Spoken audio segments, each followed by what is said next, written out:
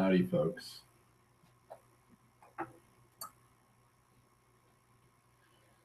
Um, I'm not drunk. I'm just gonna state that right out the gate. I'm not drunk. I'm tired. Just gone through a. Actually, what day is it? Okay, so today's Thursday. I didn't sleep Saturday, Sunday, Monday, or Tuesday, or Wednesday. No, sorry. When late Wednesday night, maybe like no Thursday morning. This morning, really early in the morning. I didn't sleep. So that's 5 days straight no sleep. So I just slept pretty much the entirety of my Thursday away.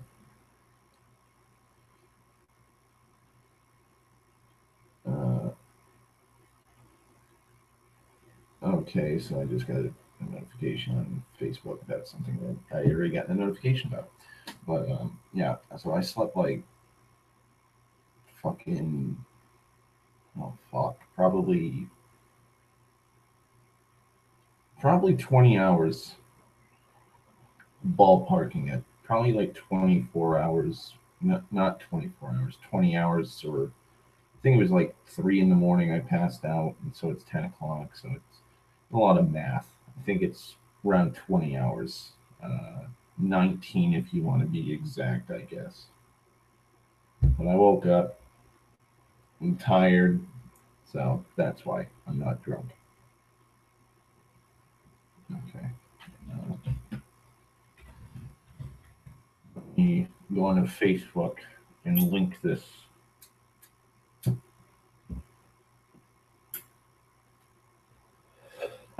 Also, work's been work's been weird for the most part. Um, it hasn't been grueling. It hasn't been grueling. That's a big thing. It hasn't been like this uber. Oh my god, I'm so exhausted. Like it has been in the past. It's weird now because Sean, one of the people I used to work with last year, has come back to work with us. And so now, instead of having anywhere between a 3 and a 4 man crew, me, Josh, and Ricky, or Chris, or a 4 man crew such as me, Josh, Chris, and Ricky, it is now a 4 or 5 man crew. And Chris is only working with us Mondays and Fridays now because he has school Tuesday through Thursdays. And he's never worked a Saturday in his fucking life because I've worked there for almost 2 years now, and he has never come in on a Saturday. So there's that. So we're kind of got too many guys now for work. So I didn't work Tuesday at the shop because there's no point. There's nothing's going to be done. Not like you can't fit 5 guys into the one ton. It's uncomfortable having 4 guys in the one ton. And we only usually fit 4 guys in the one ton if we absolutely need to go somewhere, like clearing down the bamboo and spraying fucking essentially fucking Agent Orange all over it and shit like that. Or if Chris comes and he's the golden child, he has to be babysat, and he only wants to work with Josh, so he has to be dragged along with me, Josh, and Ricky. So there's that. So Tuesday I didn't work, and I was informed by Ricky, like, oh yeah, well, fucking dick all's happening. It's just him and Sean today, and he even told me because I was late for work today. I don't need you. It's only like I'm only doing the city, which only really needs 2 guys, a weed whacker and a mower. So me and Ricky found a job on Craigslist for weed whacking, $20 an hour at a solar farm. So fucking I hopped out of bed because I was just lounging around watching YouTube videos. JoJo's Bizarre Adventure, to be precise. I was watching a review on that. And this guy's detailed opinion of it. And so hopped out of bed, got dressed, grabbed my fucking gloves, cigarettes, lighter, and everything else I usually take. I didn't bring my lunchbox. Should have because of the weather, but he came out. He was there. Hopped the truck. We drove there. We got there for 1 o'clock. We worked till 5:30 and got $110. So I essentially got fucking paid for about a day. Yeah, for a day, almost a day and a half's worth of work with Donald. I got in a day for 5.5 hours work. No, because we got off at 6:30, not 5:30. Obviously, 5.5 for the amount of time we were there.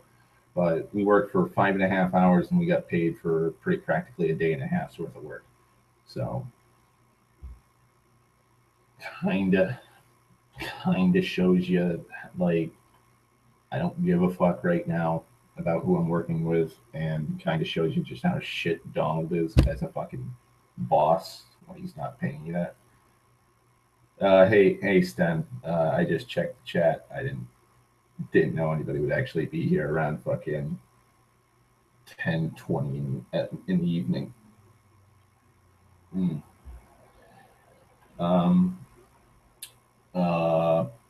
But yeah, so work's kind of complicated by that. I didn't go to work today because I slept in all day.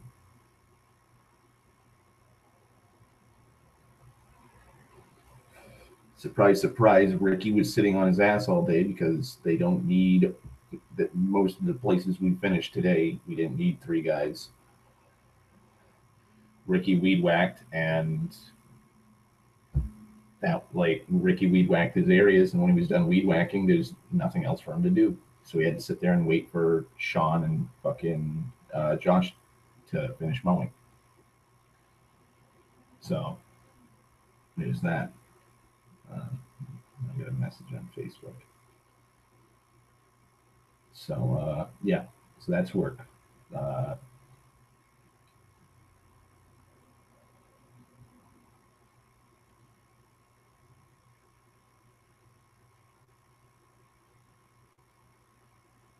Fucking guy is weird.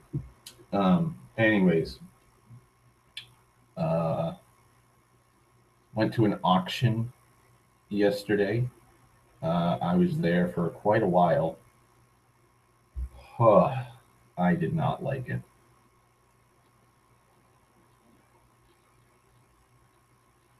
I did not. Yeah, it's. I left you a link in group. Oh, Skype didn't notify me that you left a link in the group. Oh, yeah. I saw that when I woke up. Fucking, that's so fucking stupid. So Ricky goes to auctions, livestock auctions. To make a little extra bit of money, he deals with small livestock, rabbits. He's got 6 ducks right now. He's got like 10 rabbits. He had like 17, 18, but he sold 7 or 8 last night. And he was going to actually try and buy a piglet last night. So what he does is he buys rabbits at auction, fattens them up, and then he sells them back to the auction as food. And so he's got one, he's trying to breed one, and he was trying to turn a profit on. And last night was pretty shit for him, I guess, because of the amount of money his rabbits went for sale. But he went there. He had 6 crates, like 6 wooden crates, probably about this big, probably about that high. He had like 2 rabbits in each, and then he had 2 crates with like 2 big ass fucking rabbits. Brought him in there, and I think he paid like $3 a pop for each rabbit, and some of them sold for $2.50. And two of them, the two biggest ones that his mother gave him for free, she paid $11 for them. They sold for $7. So he didn't really make that much money.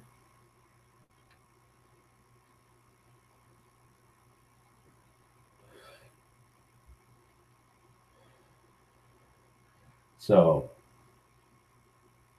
now, what I just described, him selling those rabbits,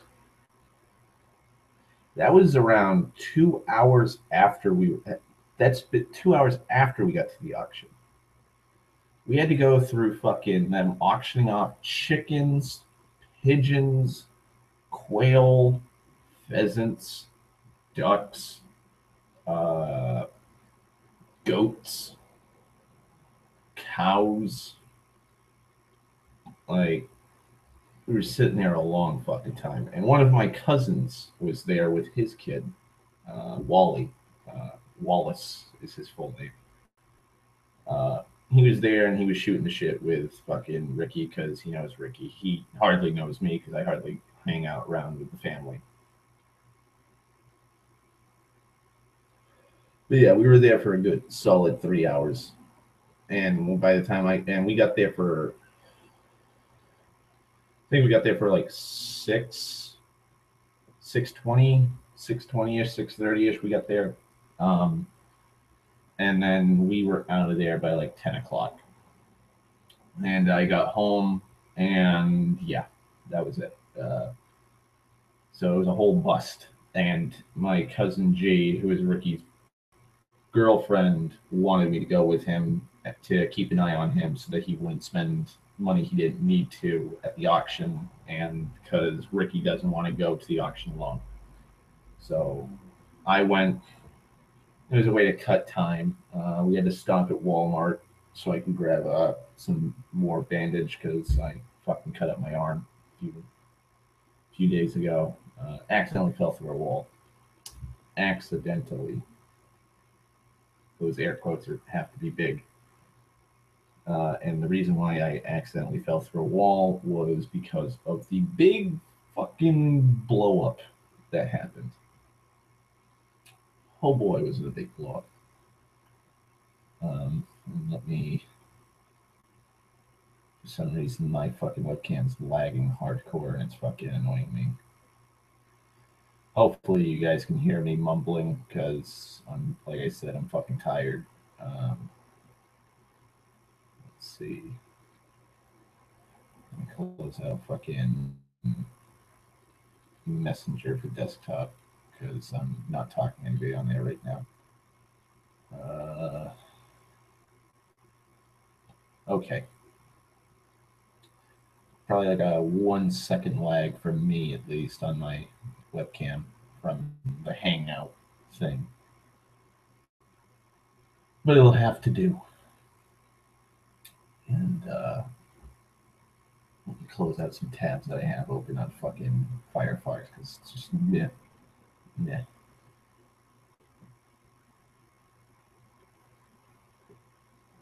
Also, yes, I'm lazy. I went to Burger King last night and I've just been filling up the empty fucking cup with more soda because I'm just lazy and I'm a heathen. So, do with that as what you will. So, had a big blowout Tuesday with somebody that I care about, and it sucked. Sucked a lot. And it's because of the most underhanded thing.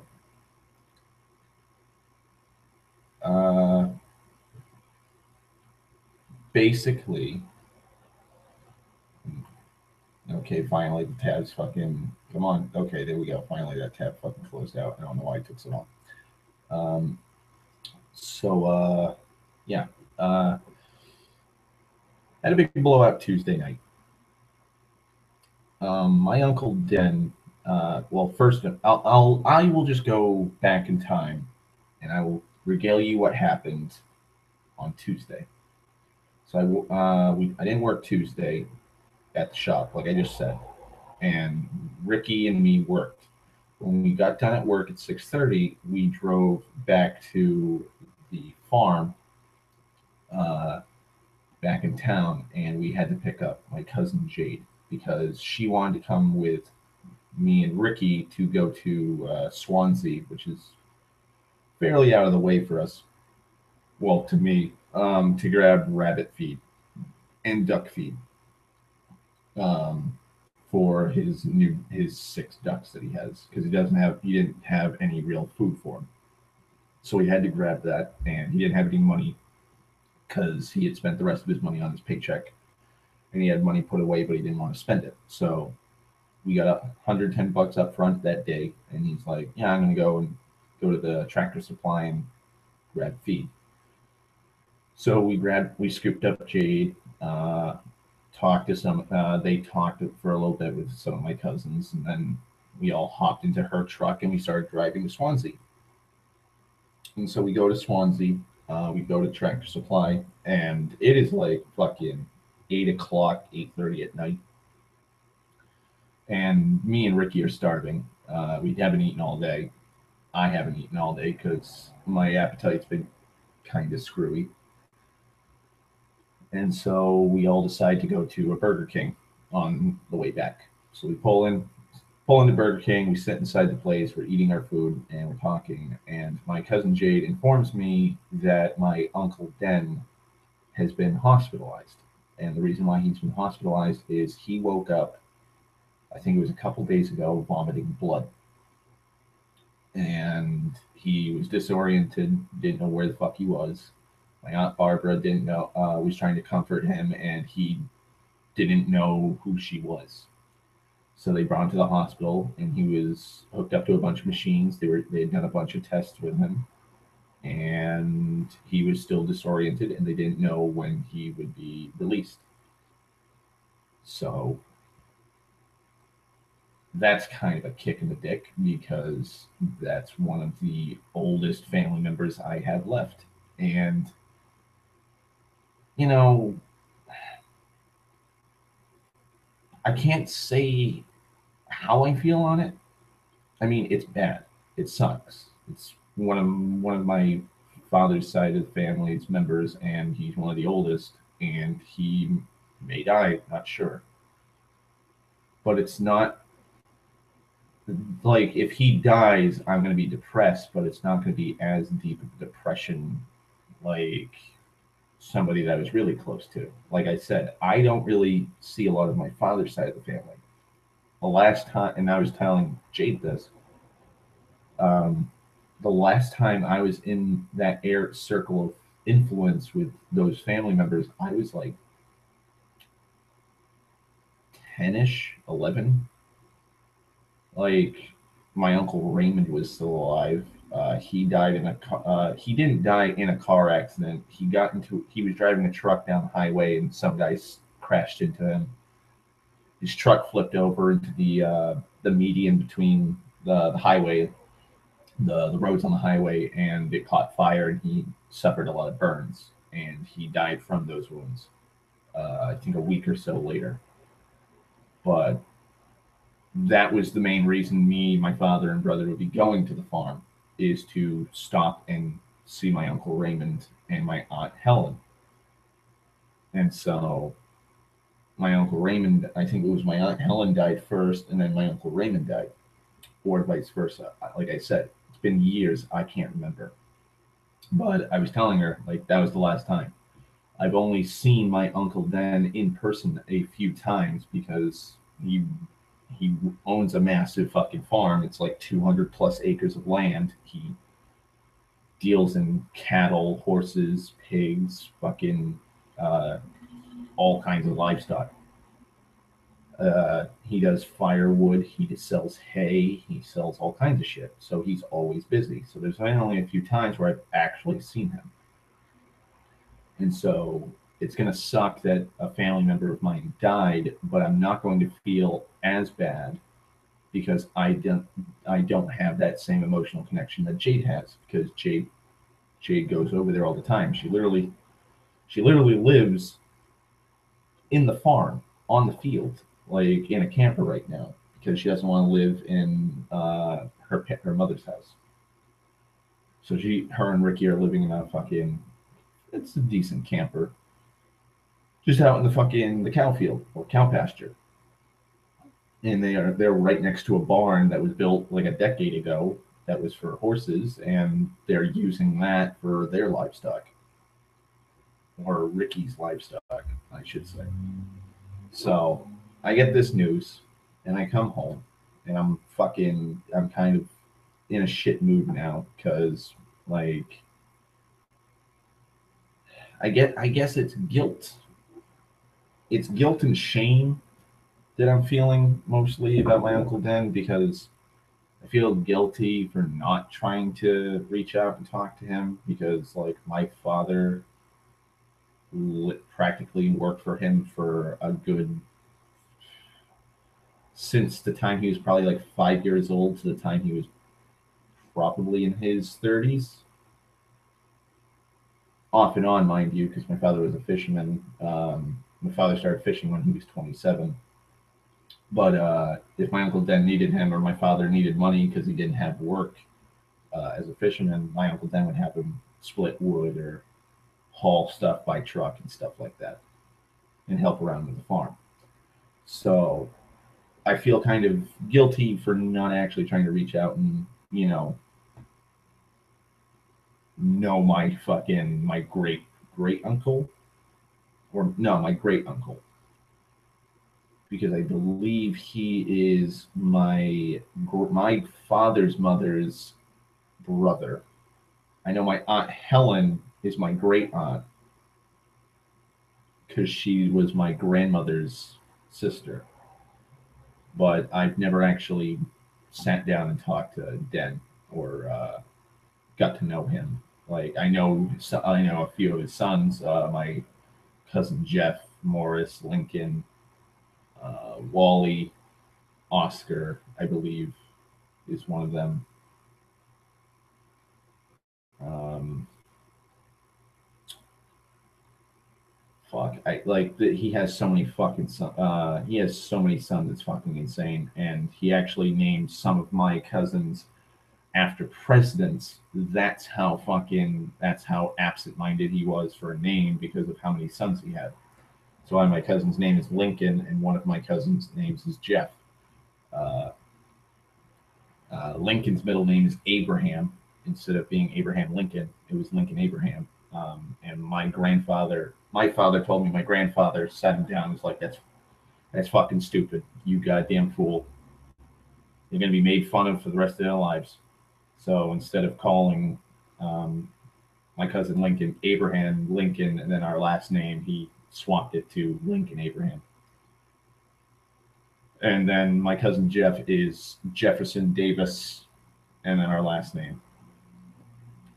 Let that sink in for a second. He named him after a president. There ain't no Jefferson Davis for the United States of America.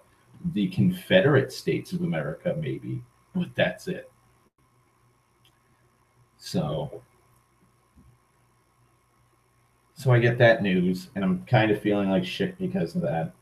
And then a close friend of mine, who's mutual friends with a certain somebody, messages me on Facebook.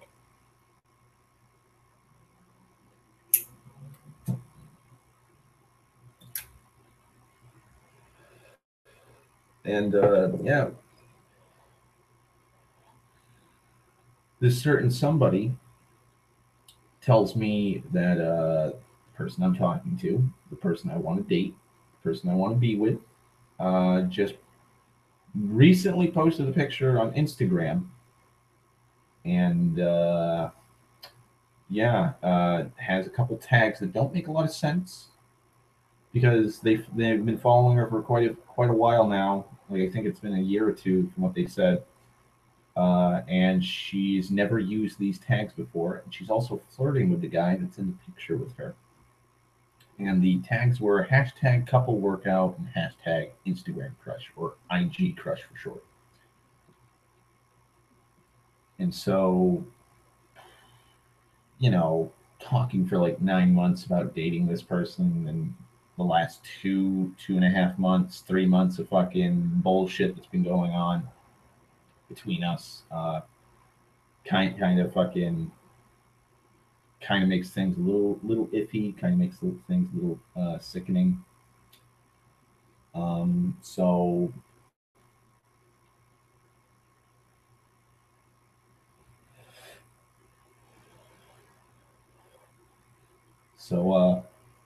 yeah, just kind of weird. And so I text her, and I'm like, yeah, I'm kind of out of it. I don't want to talk about things right now. I'm just throwing in the towel with the shit that's been thrown at me. And so she asked me what I mean by that, and so I tell her what happened, and I ask for confirmation or an explanation. Like, maybe my friend got it wrong. Maybe my friend's looking into it too deep. I mean, granted, this friend of mine's known me for fucking over a decade. They've seen the bullshit that's gone on between me and her. And so they're just looking out for me.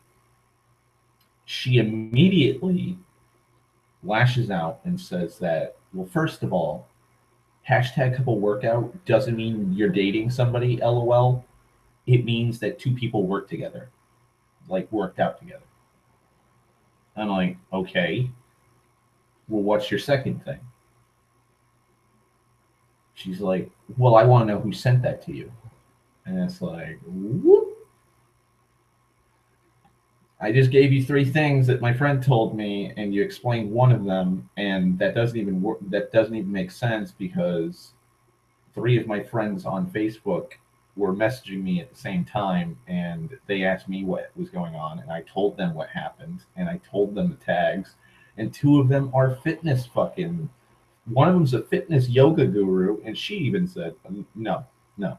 Hashtag couple workout means that you're dating somebody or you're in love with somebody or you're with its significant other and you're working out with them. Like, if you go onto Instagram and type in that hashtag, you're only going to see couples working out together, not friends. There's different tags. And like I stated before, this mutual friend of ours told me this, and they even said, like, she's never used this tag before in the pictures where she's working out with some of her guy friends, and she's never used Instagram Crush. So it's kind of fucking sketchy. And so she doesn't explain herself for the other thing. She never explained why she put hashtag IG crush, and she never explained if she was flirting with the dude or not. But, she starts demanding, she skips right over that, even though she said first of all. Usually when you say first of all in fucking English, in the English language, when you hear somebody say first of all or firstly, it usually means it's going to be the first of something. So, like with Sten telling me about the Game of Thrones multiple endings that are being filmed for season 8, I'd be like, well, first of all, why? Second of all, it sounds stupid. That's just how it works when you say first of all. Like, it means you're going to follow up with another statement. First of all leads into statements. Like, first of all, I didn't vote for Donald Trump. Second of all, I fucking hate Donald Trump.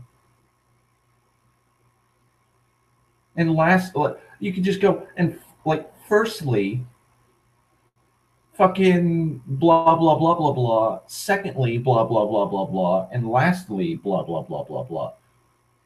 Like, it's just fucking stupid.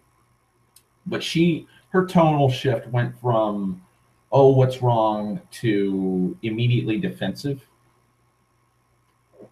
And having dealt with this bullshit for almost 10 years,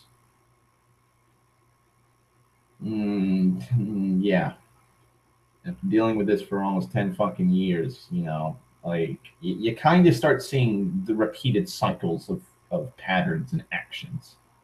And so She's done this quite a few times. Yes, she failed fucking English because I even said, "Well, what's your second point?" And she's like, "Well, what do you mean?" And I'm like, "Well, you said first of all. I'm waiting for your second response to the three things I stated." And she's like, "Well, I want to know who the fuck told you this. They have no like." I'm like, "What is so fucking terrible of like this friend of mine who's following you on fucking Instagram for like the last 2 years, like telling me this?" Like, I'm not saying I fucking fully believe them. I'm asking. I want to hear an explanation from you. I want to know your side of the story. Well, you said you threw in the towel, which means that you're siding with them. I'm like, no, throwing the towel means that you give up on something. I've given up taking a fucking side, and I'm just in a give no shits, a give up mood. And then she's like, oh, great, you posted this fucking, you're airing our dirty laundry on Facebook. And it's like, no, I'm not, because I posted right when I got home. After we went to Burger King, I typed in, I'm shaking right now at the news I got, which is, in reference to my fucking Uncle Den dying or possibly dying. And she's like, well, you posted that and then you immediately texted me. And it's like, yeah, I texted you that I'm in a really shitty place right now. And then probably half an hour later, I get the message from my friend on Facebook about you. Like, how did I know that I was getting this news half an hour before I got the news? But she doesn't believe me because apparently I'm always lying. I'm always lying.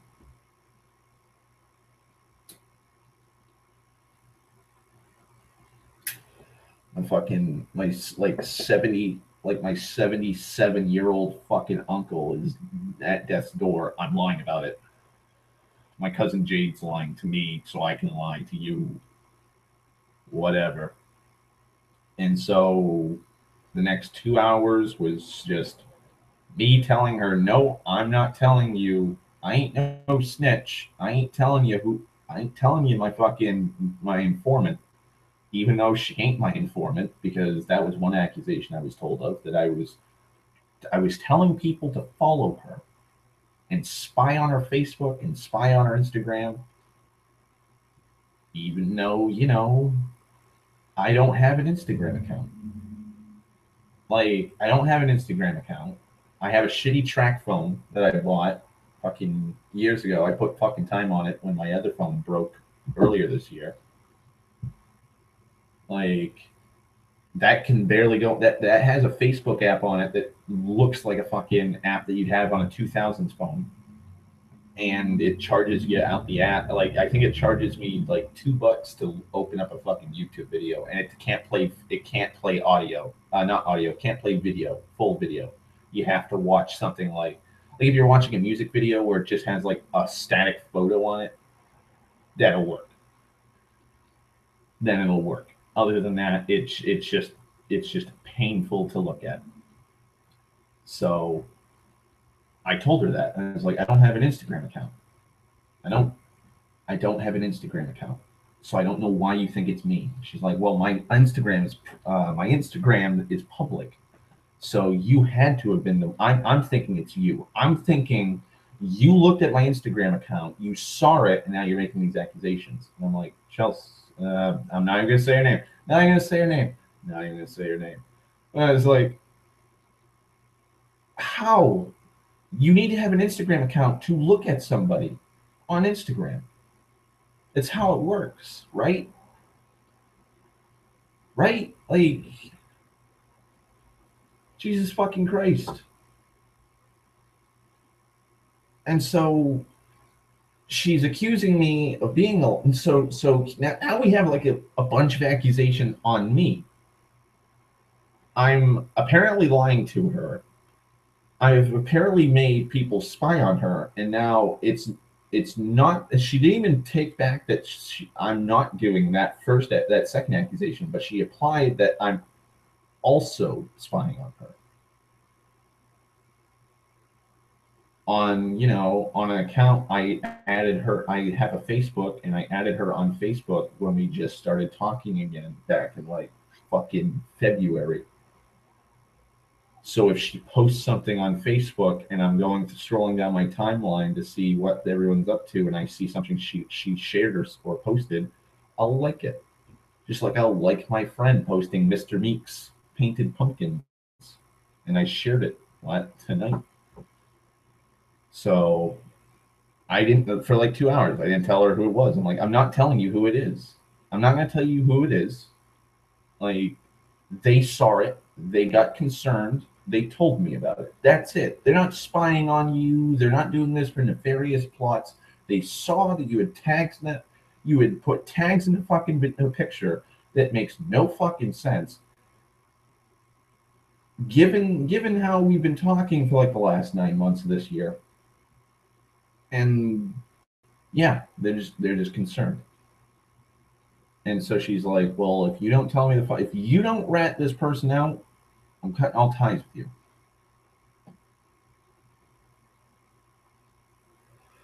So now she's gone from accusing me and throwing out more accusations about me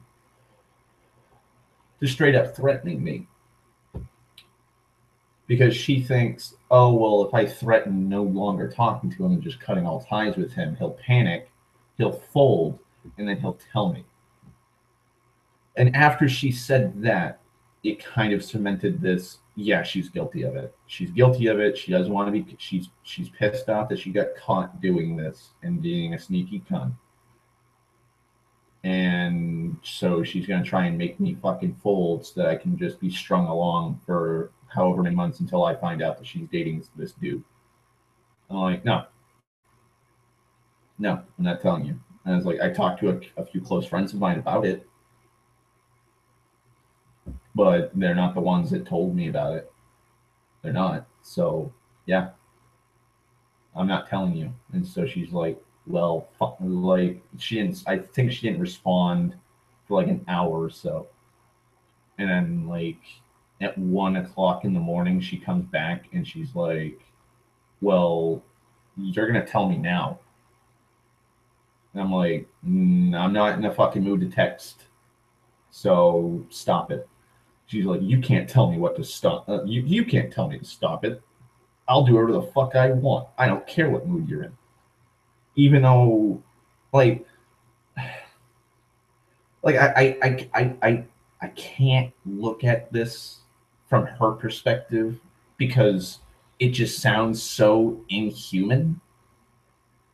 Like, think about it. This guy, you have a history with this guy. You've been going back and forth for 10 years because like just how you two feel.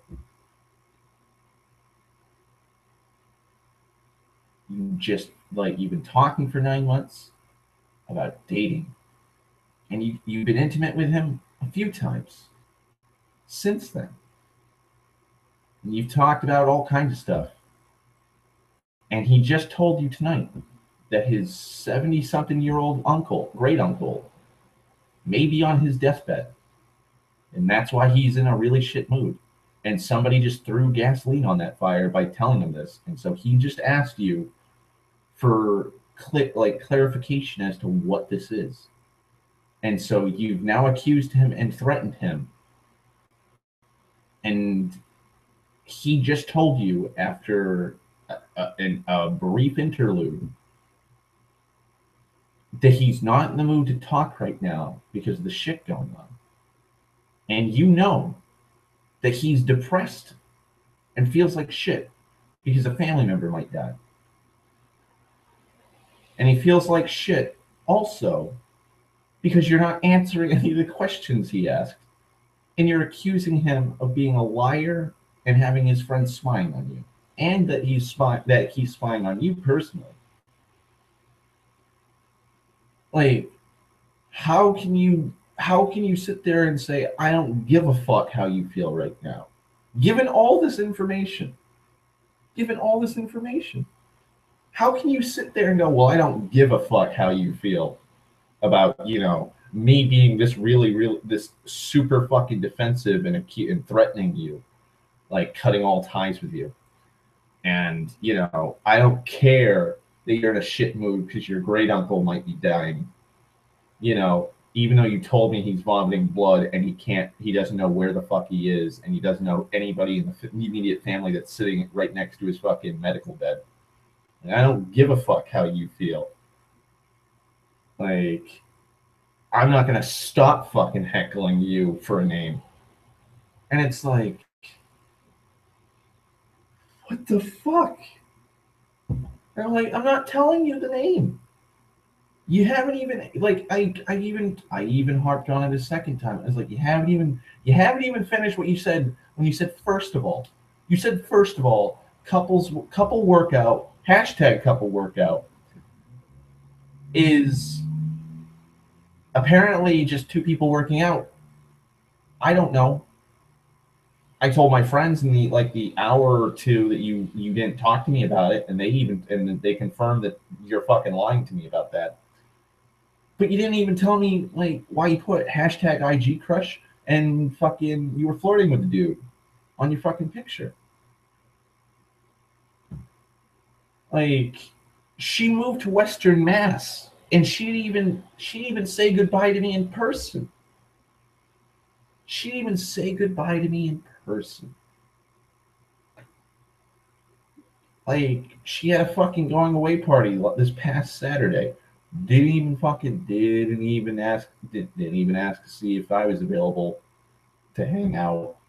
Didn't ask any during that time. She moved Tuesday when this happened. And so she just kept fucking deflecting. She kept wanting the fucking name. She kept telling me I'm a fucking piece of shit, essentially, because I'm not going to give her the name. And so she's like, fine, don't ever think I didn't give you a chance. And it's like, fucking cunt. I've given the last fucking 10 years, I have given you so many fucking lengths of rope. I've got at least 1,000 nooses to hang myself.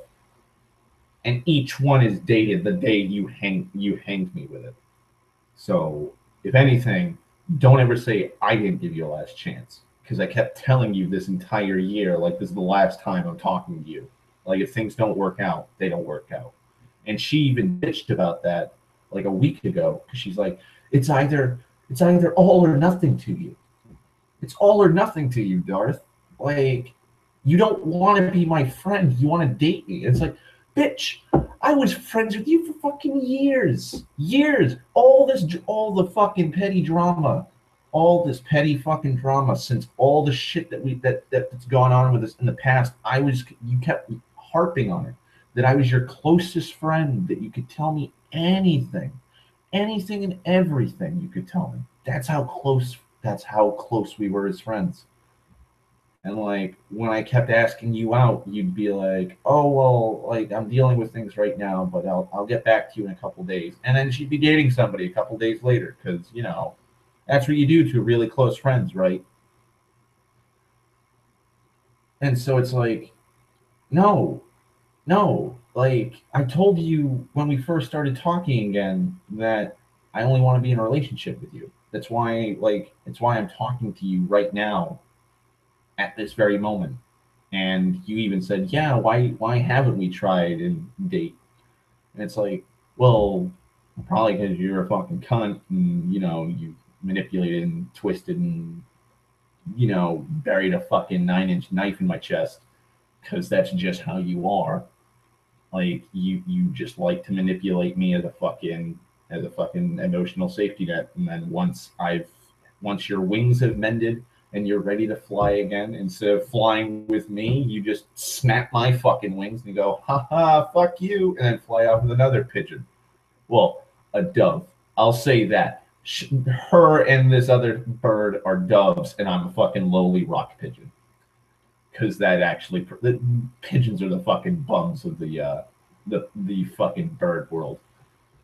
And so it's like, yeah, I am going to be all or nothing with this because I'm not going to fucking go through like being just waddling along like a rock pigeon, just being fucking ignorant to all the stupid shit that's going on around me.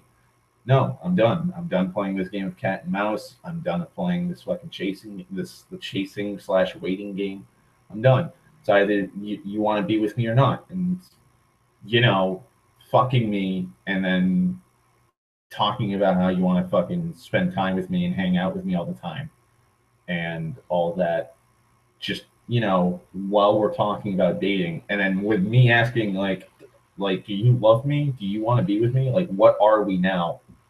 Like, after like 4 months of talking about dating, you come over, like, you come hang out, and then we sleep together, and, you know, all this shit.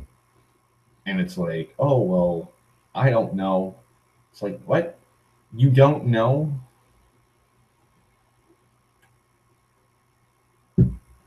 Like, the reason why everything blew up, the reason why everything, like, the last 2 months have been so fucking stressful and dramatic is because I asked her two simple questions. Do you have feelings for me, and do you want to be with me?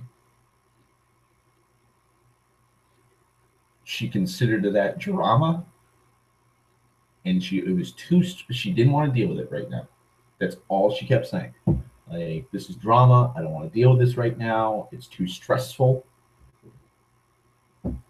You know, even though this is also the woman who, like, wanted to be with me and couldn't bear another day without me. So I dropped the question, "Hey, do you want to date?" years ago. And then she got fucking cold feet, met a guy, and met a guy, and 2 days after meeting him, he asked her out. She's like, "Yeah," and then they started dating for 3 years. But oh hey, like, I want to skip from being friends to in a relationship. I guess she assumed that they were friends for the 2 days they knew each other, and then he was like, "Hey, you want to date?" And she's like, "Yeah, I'll date you." Like that. Like, I don't under. I'm gonna sound like a fucking MRA with the way I'm talking right now, but it's like, I just I just really hate this fucking. It feels like it's like a fucking. There's like a schism. Like, you got men here and women here when it comes to relationships, and there's a massive schism between the two because I don't know. It's just there shouldn't be a schism. Like, there's been friends of hers that I've talked to who think it's wrong of me to ask her out or expect her to date me when we're talking about dating each other. And there's been some people in my circle of influence or my sphere of influence who have lambasted me and lectured me for feeling like shit that she didn't choose me over this other guy. But the thing is, the only reason why I feel like dog shit is because when you are talking to somebody about dating them and you're sitting there day in and day out for not a couple days, not a couple weeks, not a couple months, a year at times. There have been times where it's been over a year that I was talking to her. And over that entire year, she's talking about how she wants to be with me. And when I'm finally like, "Do you want to go out to date?" and she go like, "You want to date?" she just gets cold feet. And then immediately, not 2 days after I pop the question, or a couple days after I pop the question, she starts dating a dude that she just started talking to for 2 days. Like, yeah, I'm gonna feel like utter dog shit. Because it's like, wait, so you wanted to be with me, I ask you out so we can be together like you want to, and now you're dating somebody else. Like, it's just like it's mind-boggling. Like, I don't understand why people can't just be fucking straightforward, blunt, and honest about this kind of shit. I'm tired, and I'm not saying like this is like, oh, hashtag all women. Like, this is a hashtag every fucking retard kind of thing. This is hashtag common sense. Like, when you want to be with somebody, you ask them out. And if they don't want to be with you, they'll say, "I don't want to be with you." That's it. That's just it. They don't want to be with you. Like I was telling her that for like the last month. And I was like, if you don't want to be with me, you can just tell me you don't want to be with me. I don't want to waste your time. I don't want to waste my time fucking chasing after a dream. Like seriously, it's a yes or no question. Both questions I have posited are a yes no question. Like, oh, hang on.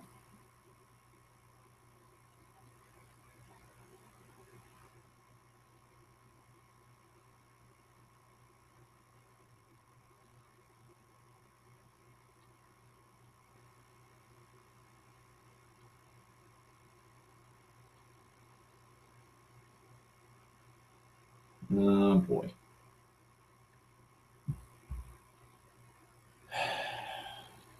Come on, Firefox, you son of a bitch. Hmm. Give me a second.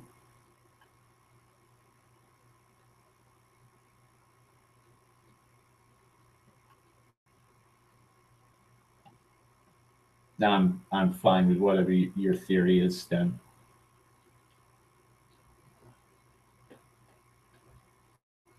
Like, trust me on that. I'm fine with whatever fucking theory. Like, I've got plenty of theories. Like, I even gave her a theory, and she didn't even respond to it. She just said it's a lot to deal with right now. Or no, it's not a lot to deal with right now. It's a lot to take in right now.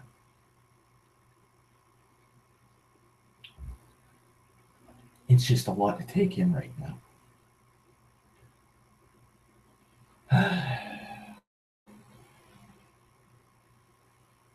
Just stupid. Also, I'm guessing it's raining right now. So, woo. I'm gonna have to see how the weather is later on in the morning.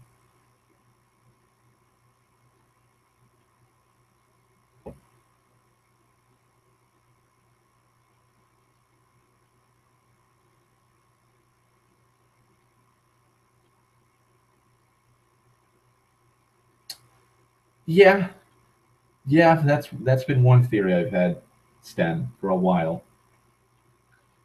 Um, I was even told by oh god,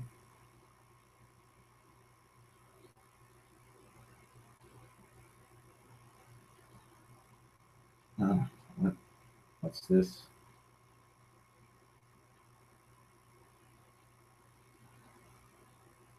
Oh, okay.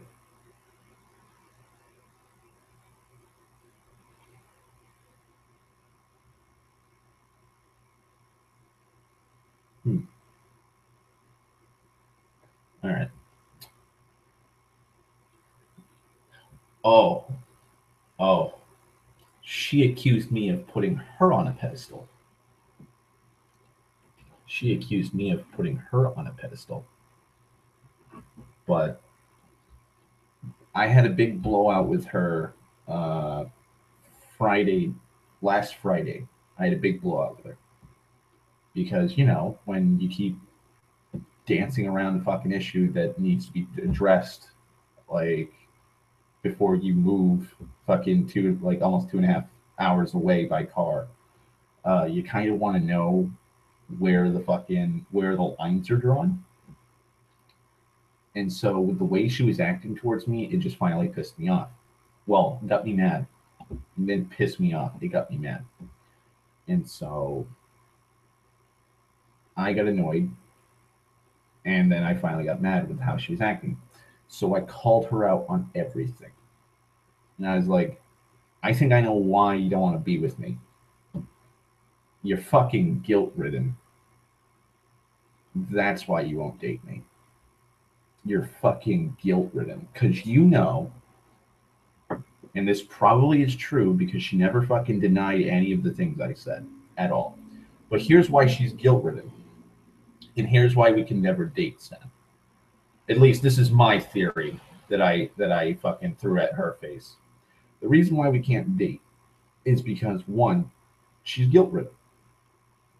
She's guilt ridden for two reasons. Number one, She's guilt-ridden over how she's treated me for like the last 10 years. She just feels absolutely disgusted with herself. And she knows every fucking horrible thing she said to me. She knows exactly what she's done to me, like leading me on, uh, lying about things.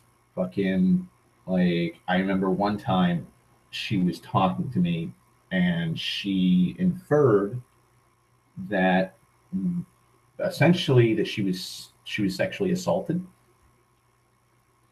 by a friend of hers, and then after telling me that, she began asking me, well, why don't you think I'm a slut for what happened? And I told her, well, what you told me isn't your fault if they forced themselves on you. Like, you didn't want it to happen, they forced it on you. And then months later, we were getting into a fight, and I brought that up in the fight because she was like, "Oh, I don't know why you don't like this certain friend of mine." I'm like, "Because you told me they essentially raped you." No, they didn't. I'm like, "Here's the chat. Here's what you said about them. Went into the entire story. You wrote a novel explaining all the shit that happened that like just that night." No, you're lying.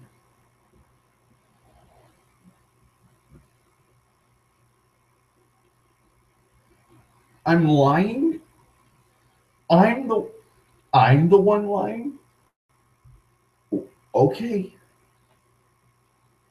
And her other defense was, if my parents found out about that, they'd take away my MySpace and they'd be really mad at me. It's like, yeah, they'd be really mad and they'd take away your MySpace because, you just told somebody that you were raped when it wasn't a rape.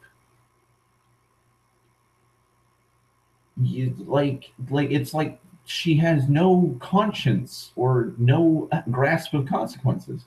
And so shit like that was happening throughout all the time I was chasing after her. And so she's guilt ridden over doing all this to me, lying to me about stuff like that, fucking lying to me that she wanted to be with me, or the fact that I'd ask her out and then she'd fucking get cold feet and date somebody else and then string me along about how she made a horrible decision and how she regrets dating this person because they're not me, and how things would be so much better if it was just me and her instead of her and this dude. Like, and she feels guilty about that. The second reason why she's guilty, and the reason why we can't date because of how guilty she is because she's lied to everyone in her circle. She's told them things that have happened between us, but it's from her perspective. And as we all know now, just from the little bit I've given you guys, like, her perspective is fucking skewed to the max.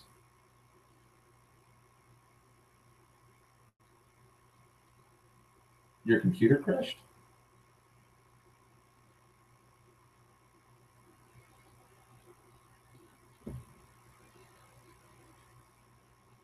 It might be her. It might be her, Sten. She might know that you're watching and that you're another ear.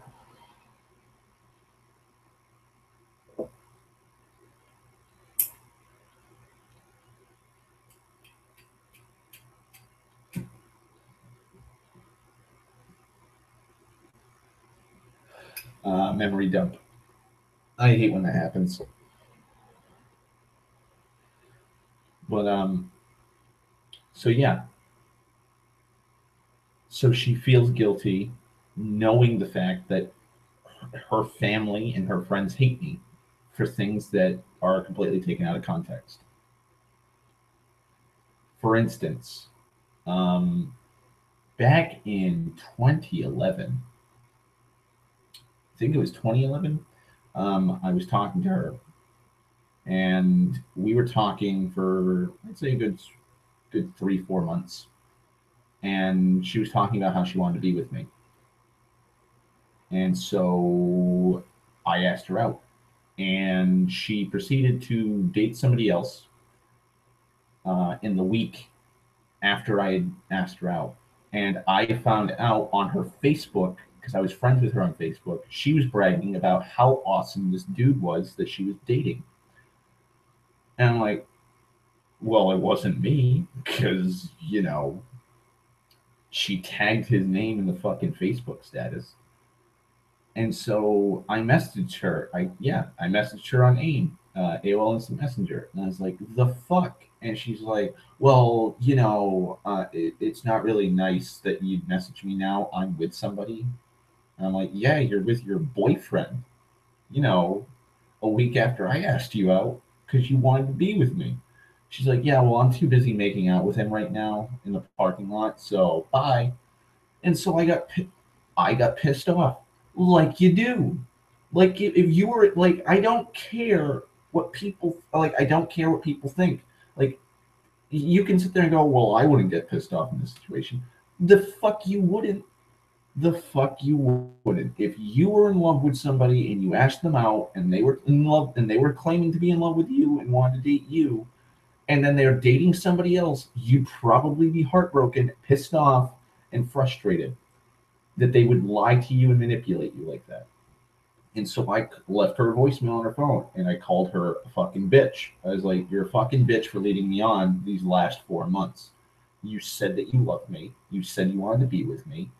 And when I finally said yes and I wanted to be with you and I asked you out because you couldn't ask me out, you act like a bitch, turn around, stab me in the chest, then run off to some other fucking dude. And you asked him out." And so for the next fucking, I don't know, fucking 5 years, she fucking lorded this voicemail over my head, claiming that it was like claiming that it showed it's irrefutable proof that I fucking hate her. Oh, it's just absolutely awful that I would fucking like. How could I say I loved her if I fucking said something awful? Because she didn't know the context. She willfully ignored the context of that call because I even explained it in the voicemail. Like it's kind of fucked up that I ask you out, like I just said, and then you get cold feet after telling me you want to be with me, and you start dating him. She should know because she listened to that voicemail quite a few times. She said, like, she should know from that voicemail that she apparently saved on her old phone, and I guess she still has that old phone. I don't know. But if you just listen to the fucking voicemail, it says it. It tells her why I'm pissed off. But no, the context is gone, and she just thinks that I was pissed off at her because she just started dating somebody, even though she has to fucking know like that we were both talking about dating each other, and then when I asked her out, she fucking skipped out to date this other dude. But that context is gone, and every other person I've talked to that is friends with her, or some of my friends have told me that they've talked about me because we'll be messaging on Facebook, and they'll be with friends of her friends or friends of hers, and they'll all fucking start shit talking me and bringing up things that she's told them. And my friends know the full story because I tell the whole story because I have chat logs. There's been times where my friends have walked in while I'm talking to her and they're like, "What's wrong?" And I'm like, "Read this stupid fucking shit." And they'll be like, "Oh, well, blah, blah, blah, blah, blah." Like, she's dating somebody? I'm like, yeah, she fucking dating somebody, dude. Well, what'd she say when you asked her out like a couple days ago? Nothing. That's her fucking answer. What a bitch. And they'll walk off. Like they see the conversation and now they know the full context. There's been times where my brother's closest friends have been at parties with her and she has lied to through her fucking teeth to admit all the shit she said.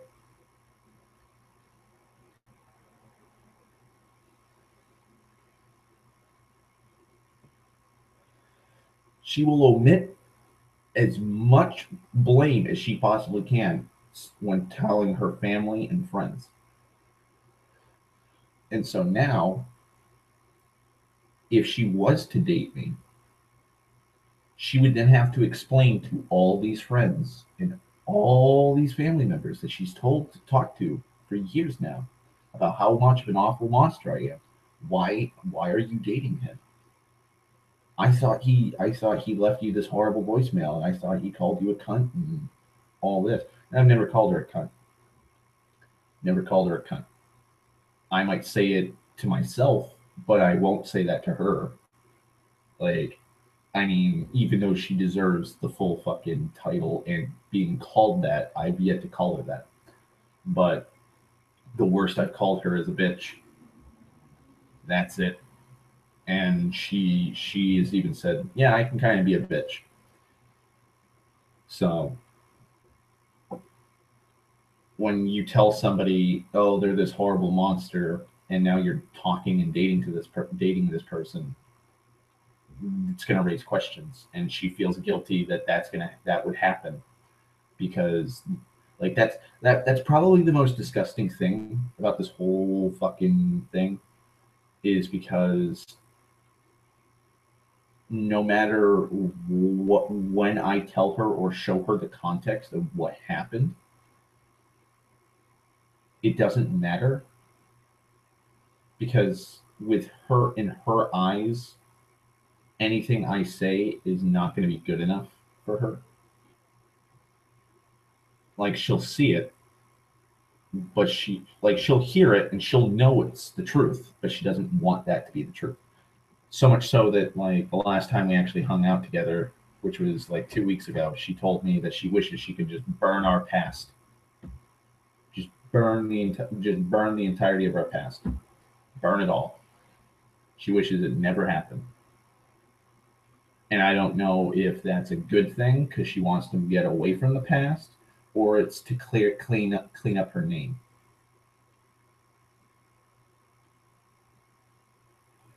Because I feel like on some level she wants to do that for her own benefit. Because that's how she acts. It's me first, not us first. Like she tried guilt tripping me a couple days ago, when she was like, "Oh, it's all or nothing with you. All I want is a friend right now," and that's because she tried guilt tripping me.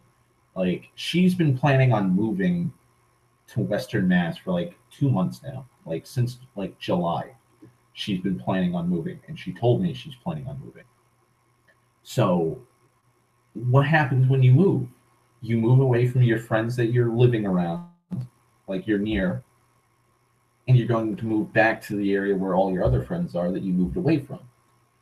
And so she's like, yeah, well, I just put it like, this was my last day at work, and I had to say goodbye to an old man that works there and I'm really close friends with. And, this is going to be my last day where I'm going to be able to hang out with some of my friends, and it might be the last time I see them for a long time. And so I don't understand why, like, you're stressing me out. And it's like, you fucking knew this was going to happen. I knew this was going to happen. Like, what do you want me to say? Like, oh, I'm sorry for asking you out, even though we've been talking all like since February about dating each other, and like things heated up, and so I kind of want confirmation or clarification as to what's going on. I'm so sorry that, like, I just want clarification on a yes or no answer. I'm so sorry. I'm so sorry. But it's like, I had a death in the family in fucking March, and I may be having a death in the family fucking this month, and like, I'm working fucking 60 hours a week sometimes, and it's really strenuous. I just got scammed out of $1,100 for a fucking apartment not a couple weeks ago. Like, but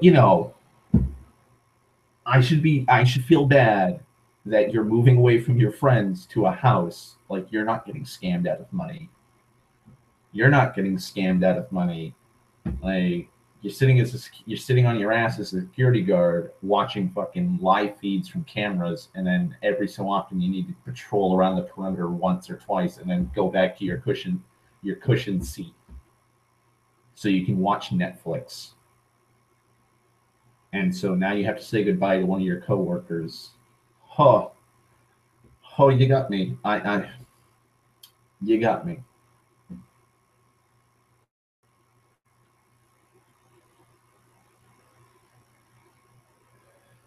Like, the fuck? The fuck? Like, what? Like, only a selfish, self-centered human being would do that. Only a self-centered human being would do that. Like, like my brother's in prison, and I was stressed out about some of the stuff my brother told me on a phone call, and I only talked to him for like 4 or 5 minutes on that call. And so I posted us, I was venting on Facebook to deal with that frustration, and she immediately started lambasting me like back in fucking July, saying I was airing our dirty laundry out, even though it wasn't. And when I got pissed off at her and yelled at her and said, "Listen, this ain't about you. It's about my fucking brother." She went, "Oh, I'm so sorry. Oh, I thought it was because like I didn't text you." No, no, we texted like fucking an hour and a half ago. I just got the call half an hour ago. I didn't even text you back. It's not all about you. Like, you don't know how many times in like the last 2 months I've had to say, it's not just about you.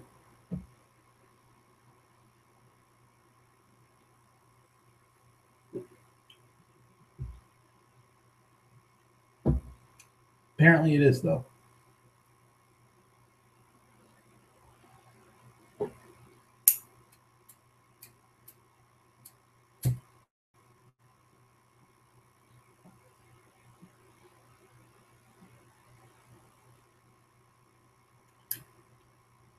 She is.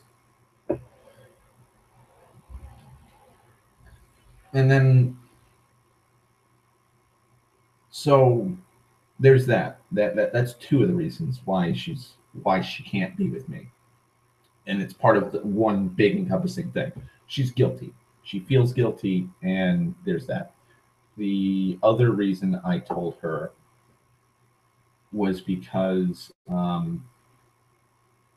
she knows she doesn't. Oh, I'm sorry. I didn't finish the whole she's guilty about me and how she's treated me. It leads on to she can't be with me because she feels guilty for all the shit she's done to me. But the big thing about that is I've moved past the past. I put a lot of it away. Like, I know I brought up a lot of shit that's happened in our past, and yeah, it kind of sucks, but there's nothing I can do. It's the past.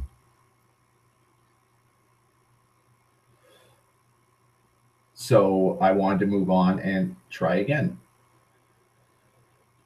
And so she would not be able to handle looking herself in the mirror, knowing that she's with somebody like that. That like she would be so guilt ridden, it would go into unworthiness territory where she doesn't feel like she's worthy.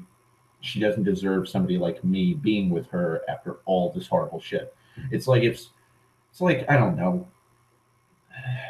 It's like if a guy kept beating the shit out of a chick. Like, he just kept beating the shit out of her and beating the shit out of her. Like, for I'd say for 6 months, and then they broke up, and he went to jail. And then, like, say 3 4 years down the road goes by, he's out of jail now, and they reconnect, and she still wants to be with him.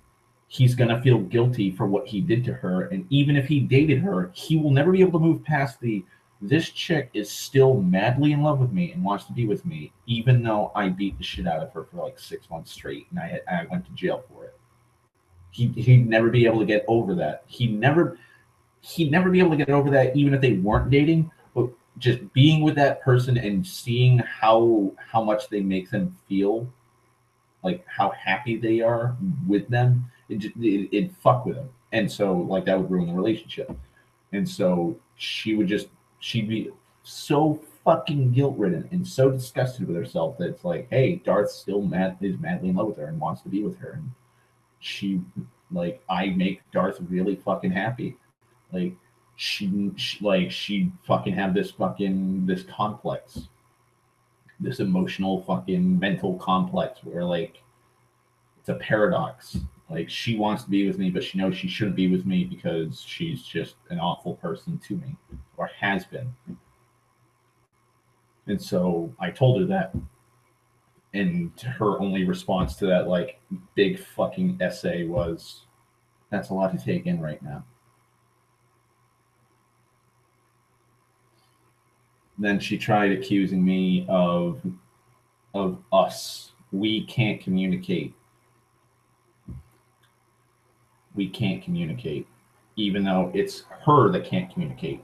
Like, if it takes you 2 months to finally like, because that was after 2 months of me asking her, like, do you want to be with me or not, and do you have feelings with me? Do you have feelings for me or not? Like, after 2 months of back and forth with that, she finally tells me, we can't communicate. We don't have anything in common anymore. My friends hate you and your friends hate me. And I don't know how it would work because I'm living 2.5 hours away from you. And it's like, one, I have a car now. I just got to get my license again. So that I don't know how it would work because you live 2.5 hours away from me. Well, that just went out the window. Two, we do have things in common. There's a lot of things we've talked about over just the last 9 months alone, or since February, since we started talking again, we've brought up a lot of things that we have in common. Three, my friends only hate you because you've been a bitch to me in the past, and if they saw that you were actually trying and putting effort into actually not being a bitch to me, they'd be okay with you. And that's why I broke into the whole, like, this is why you're guilty, because you've told your friends lies about me, and that's why they hate me. And so it's going to be a complicated fucking matter of you trying to explain that, yeah, I lied.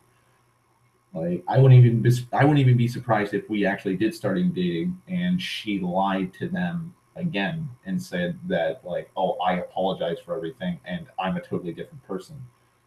And then, so that's one of her things. We'll put that one over here. Her friends hate me. That's her problem, not my problem. That's her problem. And then the fourth reason was, we can't communicate. Again, this one will be moved over here because that's her problem. Like, I asked her, like, you've been talking to somebody about dating them since February.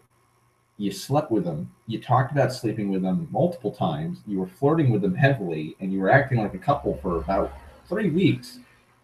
And when they finally asked you, like, do you want to be in a relationship with me or not, and do you have feelings for me or not, it took you 2.5 months after the first time they asked to finally tell them these 4 reasons. These 4 reasons, or these 4 complications or obstacles that they've been thinking about. It took you 2 months. 2 months to say that. And even then, that still, these 4 things do not answer the question of, do you want to be with me or not? Like, if I ask somebody out and I'm like, do you want to go, hey, you want to get a drink? Or, hey, you want to go see It? Want to see the new It movie? You don't see them go, oh, well, we can't communicate. We've never communicated properly. And, I don't know if my friends hate you and your friends hate me. And, yeah, I don't know if we have a lot in common. Like, no, nobody says that. When somebody asks you a question like that, they're just going to be like, yeah or no. Like, if I went to, like, if I was at the mall right now, just roaming around, and I saw a cute chick that I was interested in, and I was like, hey, you want to catch a movie? They'd either say yes or no. They wouldn't list off like 5-6 different things that just do not answer that question. And so, like, that's her problem. She can't communicate. She won't be. She refuses. It isn't that she can't be honest with me. It's because she refuses to be straightforward and honest with me. And I told her that much. I was like, the four things you brought up, 2 of them aren't even fucking about me. They're about you. Well, what do you mean? I'm like, my friends only hate you if you're being a bitch to me or you're mistreating me. And the reason why they dislike you and the reason why they distrust you is because you've done this multiple times in the past. Shame on, like, fool me once, shame on me, fool me twice, shame on you. Like, or fool me once, shame on you. Fool me twice, shame on me. But like, it's been fucking like 5, 6 times you've done this to me, so I don't even know if it's shame on me still or shame on you a couple times. So like, yeah, um, that's why they distrust you and dislike you. And if they saw that you were actually like, a lot of my friends, like even you, Sten, for a little while was happy for me when you heard the news about what was going on. Like you were kind of distrustful of her when she kept blowing me off earlier this year, but then like when we started hanging out and talking heavily, like at the beginning of the summer, you were all like, "Oh, I'm happy for you, Darth. I'm happy for you." And then when shit fucking fell through and she started going back into her old fucking routine, you were like, "Well, fuck this bitch." Like, who the fuck does that? Like all of like that's common sense. I like you don't know how many fucking oh my god, like the amount of time I wasted giving her just easy child like grade school level examples of this is insane. Like I like my friend Molly, for God's sake, was telling me like you have the patience of a saint. Because like she was like, well, I don't understand, like I just don't understand like why you're so angry, or I don't understand why your friends hate me so much. Like I don't know why you would lie to me. I'm like, no, like if you were in my situation,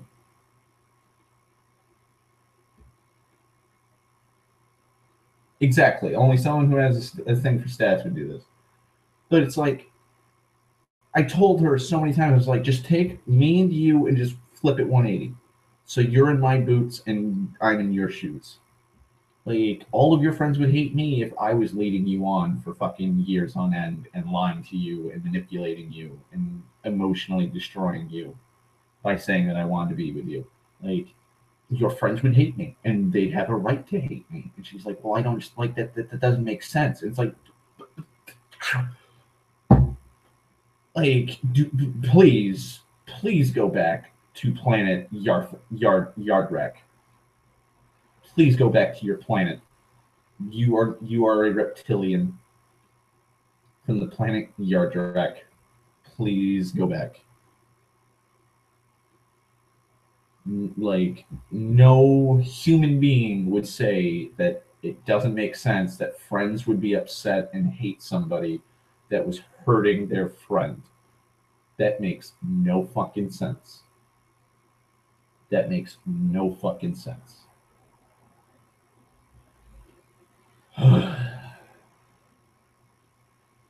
No fucking sense. But she cut ties with me Tuesday night when I get 2 o'clock in the morning, and so that's the end of the story. Like it's just fucking horseshit. And then this mutual friend of mine who told me about the Instagram fucking picture has now stated that she has posted another picture where she's flirting with this dude. And it's like, yeah, she's dating that guy, uh, not in name, not in confirmation, I guess. Like they're talking, and so my friend was like, yeah, I'm sorry, I'm probably just gonna stop on. I'm just gonna unfollow her because I don't want to deal with this bitch. And I'm like, that's fine. You didn't even need to tell me about the second picture she posted where they're flirting. I didn't need to know. I kind of assumed as much. But yeah, uh, thanks. So I'm assuming in like a couple weeks or so, or a month down the line, she's gonna be like, "Oh yeah, like oh I'm dating so and so, yay!" And it's gonna be like, "Oh hey, lovely, lovely." Also, apparently, like, oh, that's the other thing. Because I would not give this information, because I would not give this information out to about who it was. She blocked me on Facebook, and she kind of implied that she blocked me on other accounts.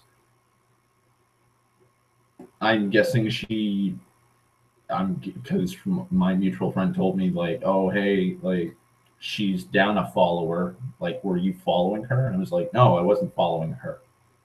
So I'm guessing she saw some rando that just happened to be following her Instagram, and she thought it was me, I guess, and blocked them. So to the dude or dudette that's that may fucking be watching this, and you know her and you got blocked. I'm sorry that she's crazy. I'm sorry.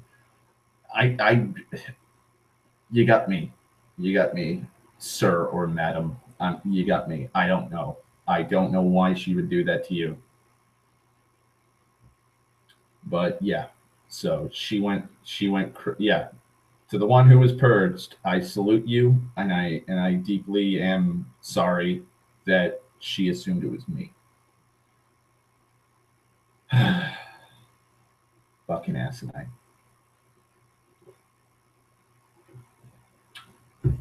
I've also made a video to her.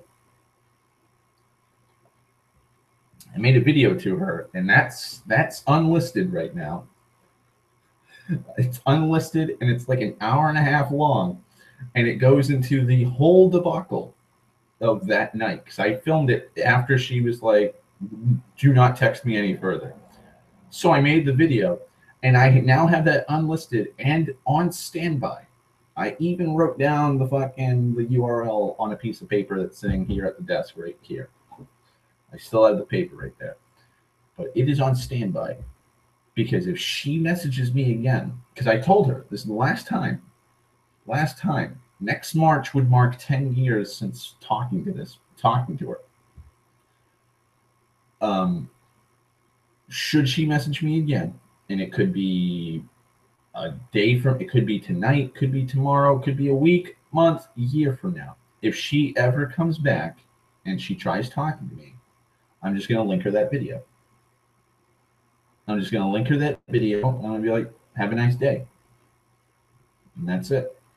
You can watch the hour and a half video where I point out your insanity and how insulting and manipulative and cruel you are.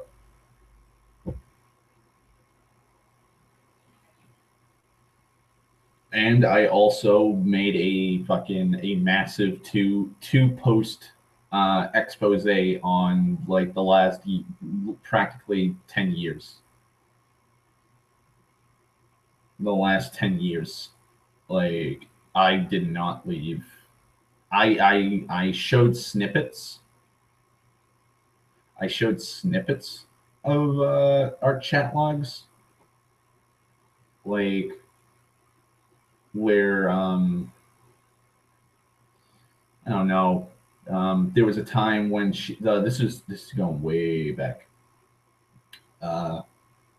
She was like 16, and a 25-year-old creepy dude was messaging her and talking about how he knew what school she went to, and he knew where she lived, and he wanted to fuck the shit out of her. And she was creeped out, and so I told her to tell her parents, and she was like, nah, it's fine. And later on along down that grand old grapevine, I found out that she met up with a dude and started making out with him at a party. Because that makes sense. But I linked that. I posted pictures of the chat log where she told me that her friend essentially raped her in his car. Then I posted three occurrences. This is going from like 2011 to 2013, where she vehemently denied that happened and that I was making it up, even though I showed her the chat log twice. I also showed where she had oh god, I think it was I forget what year it was. She was supposed to hang out with me And it was around it was on my birthday. She wanted to hang out with me. She wanted to go to she wanted to go and spend the day with me because she's just madly in love with me and wants to be with me. And so I was like, yeah, okay, I got nothing. I got nothing planned that day. Her best friend came over that she alleges hates my guts, and has always hated my guts. Apparently, this best friend who hates my guts, like I just said, got me a birthday card that she made by hand, a birthday note that she put in the present she gave me, and the present that she gave me was a book that she highly recommended. And she went to Barnes and Noble to buy it and give it to me. Her, on the other hand, who wants to hang out with me, decided to skip hanging out with me and go to a dance or a party, and decided to make out with a guy. And her friend who gave me the gift informed me that this had happened. Oh, and 2 weeks ago when we hung out and we were sitting on my front steps, she stated that, oh, well, I probably was making out with him to make the 20-something-year-old bartender jealous. I know that's probably not going to make you feel any better, but I'm just clarifying, like, that's probably why I made out with him. Even though I told her this story to show her how little she thinks of me, and how not only does she manipulate me into thinking that she cares about me, but she lies to me straight to my face about how much she wants to be with me. Also, the fact that she just likes blowing me off. Like, come the fuck on. Like, you can't have your head that far up your own ass. You just can't. You can't. You cannot. I have never met a human being in my, like, fucking good God. I can't think of an example of someone that fucking self-centered on YouTube, for God's sakes.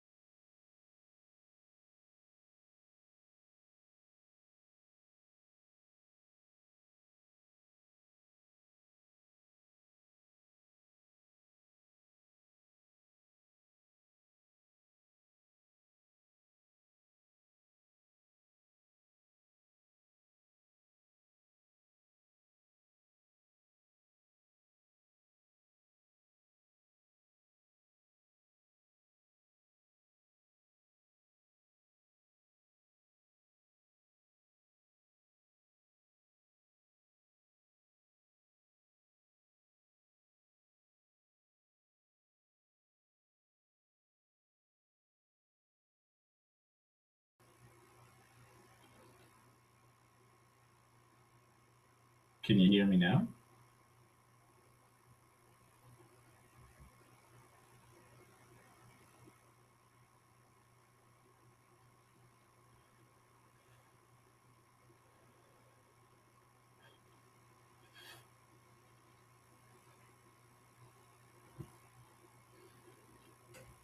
Okay, you can't hear me.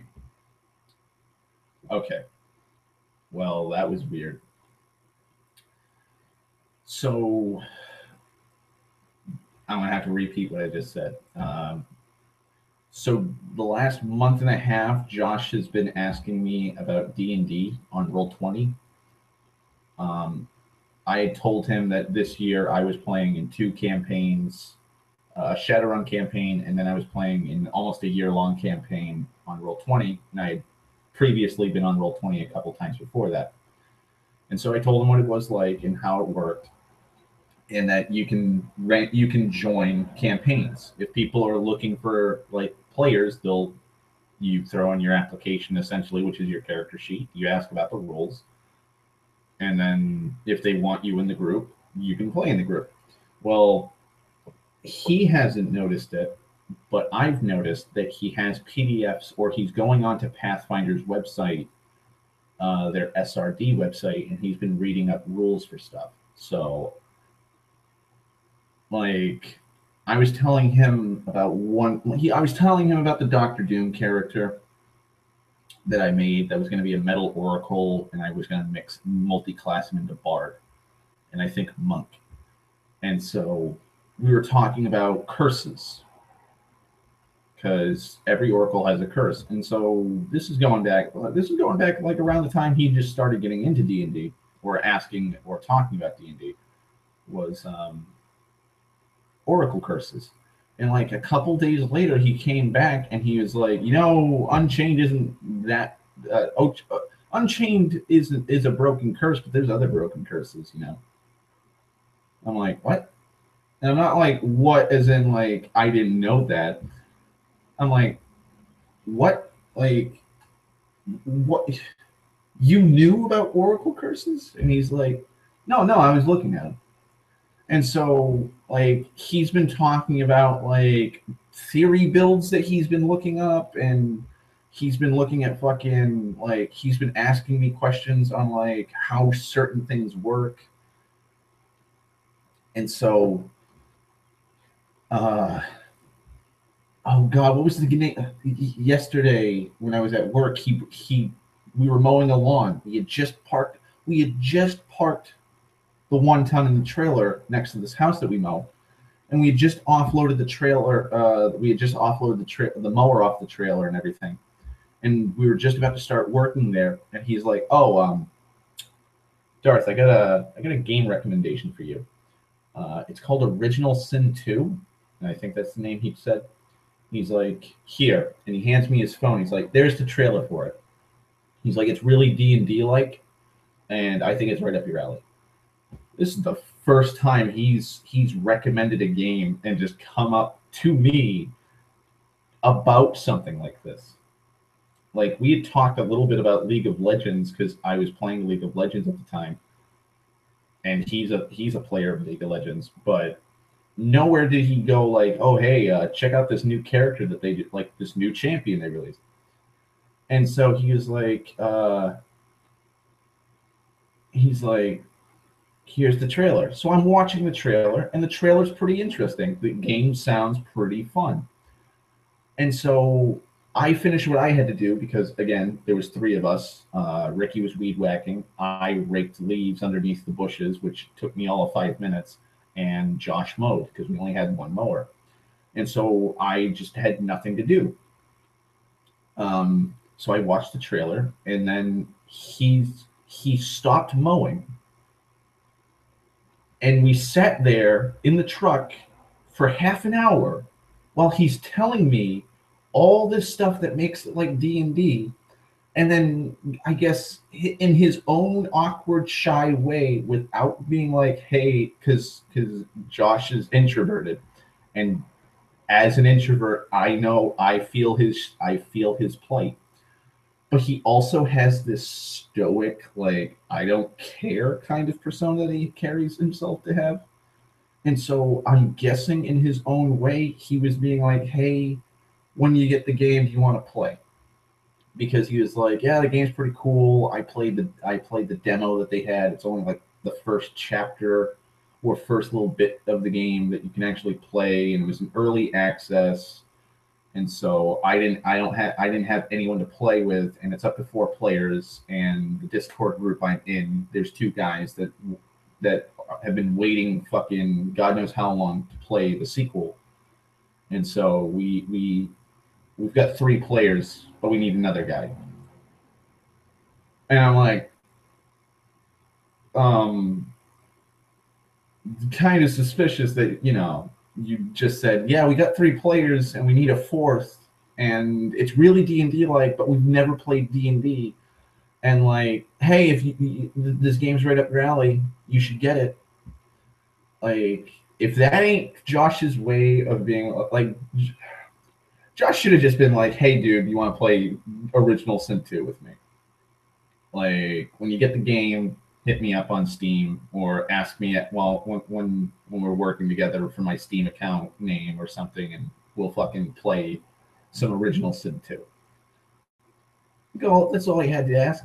And so there's that. But there's also get the Divine Divinity and Divinity 2 Director's Cut. I'll have to check those out.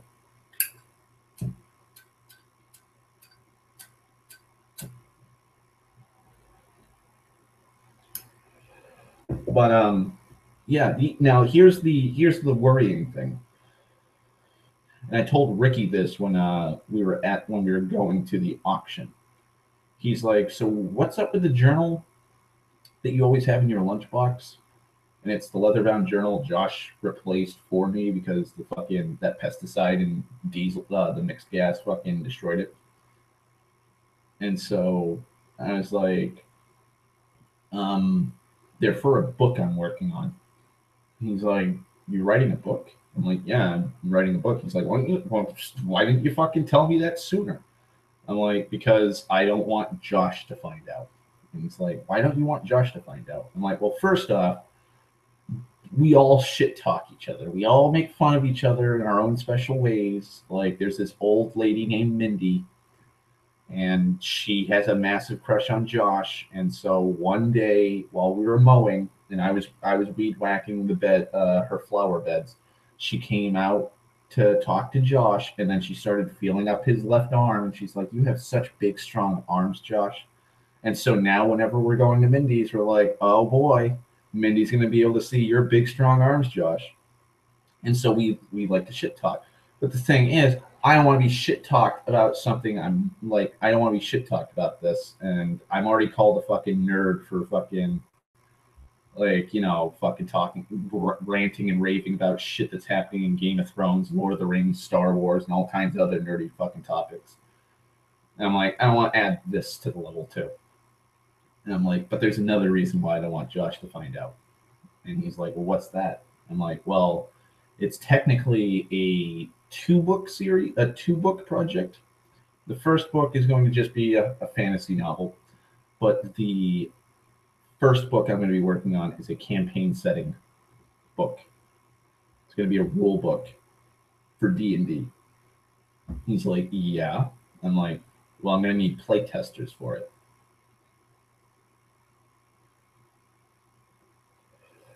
I'm going to need play testers to see if shit works. Like, because Mithril in my game is different to Mithril in D&D and Pathfinder.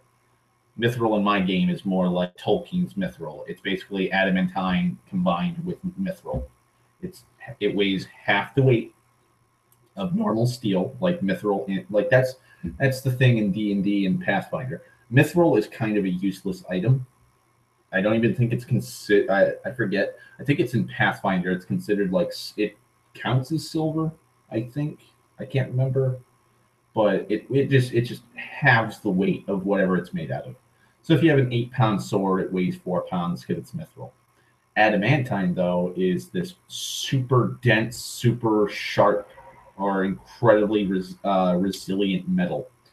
And so if you have an adamantine dagger, anything below the hardness of 20, it can cut through. So if you have an adamantine dagger and you get thrown into jail and they don't take it away from you, you can just cut the fucking bars. And the bars, it'll just melt, it'll just cut through them like a fucking hot knife through butter. And so I've combined the two. They're still adamantine, but mithril is super adamantine.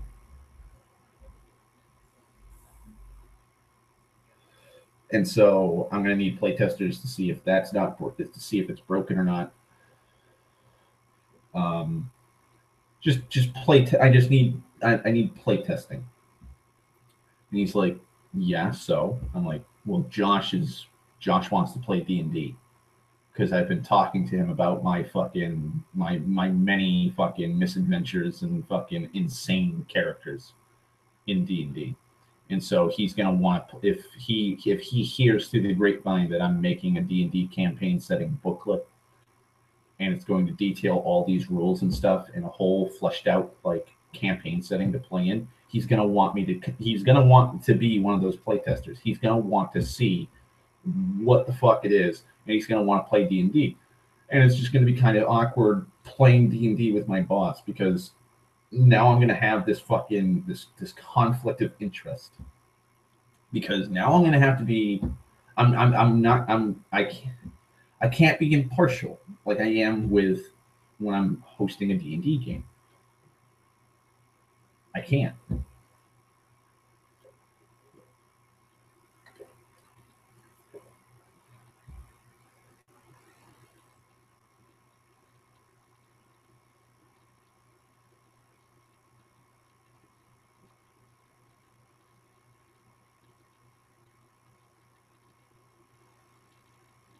Sorry, I was checking Facebook for a second.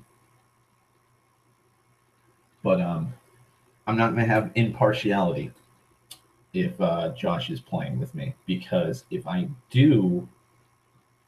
am impartial with him,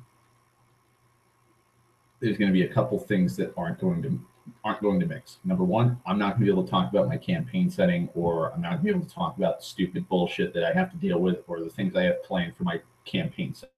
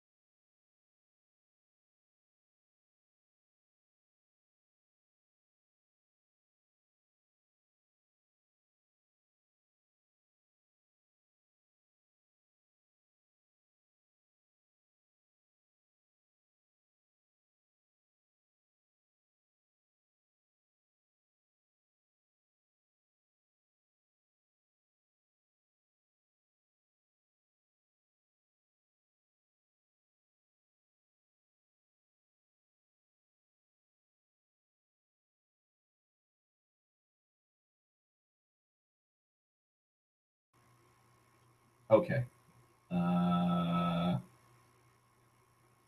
Testing, testing, 1, 2, 3.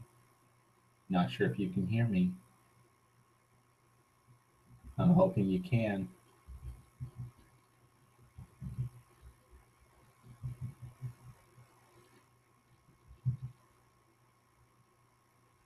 Give me 1 second if you can. I'll get my webcam up.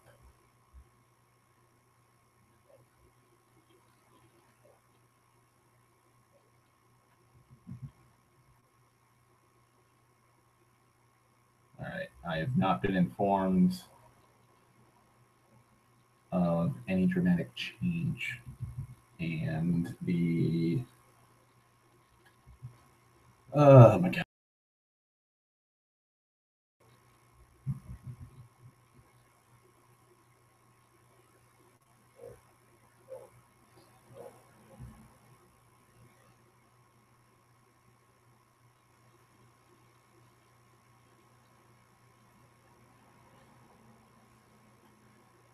Okay, we have sound. Awesome.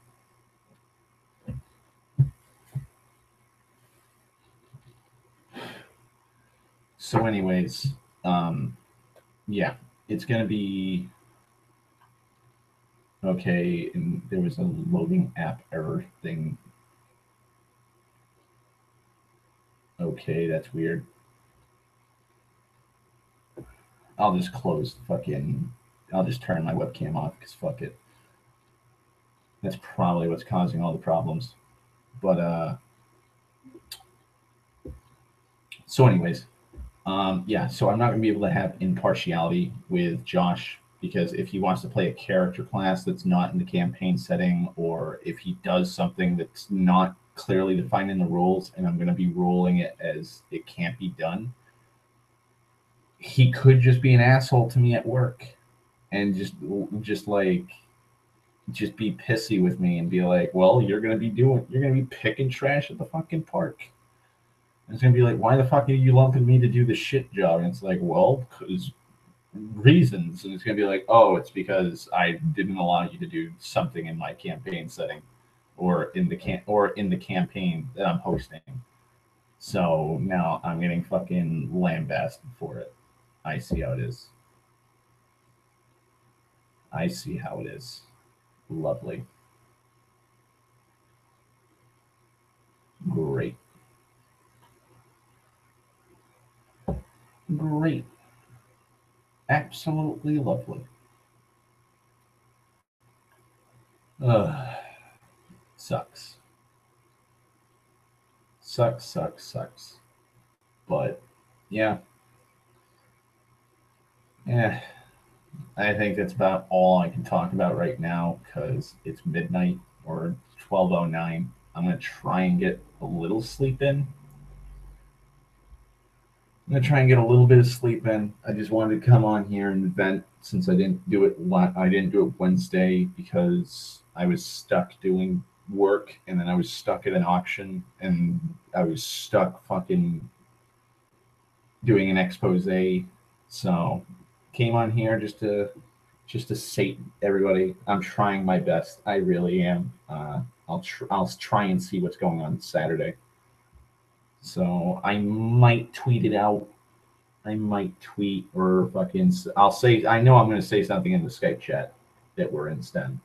I'll say that. I'll be like, oh yeah, like I'm not going to be able to do it this Saturday because we got to do something, or oh, I'll be free to do it Saturday. So there's that. But yeah, like I'll just do my thing, and I'll try to be here for you guys. So you have a wonderful evening, Sten. Sleep well when you do, because it's 12:10. Everybody else that's listened, I hope you have a fabulous day or night, and I'll see you guys another time.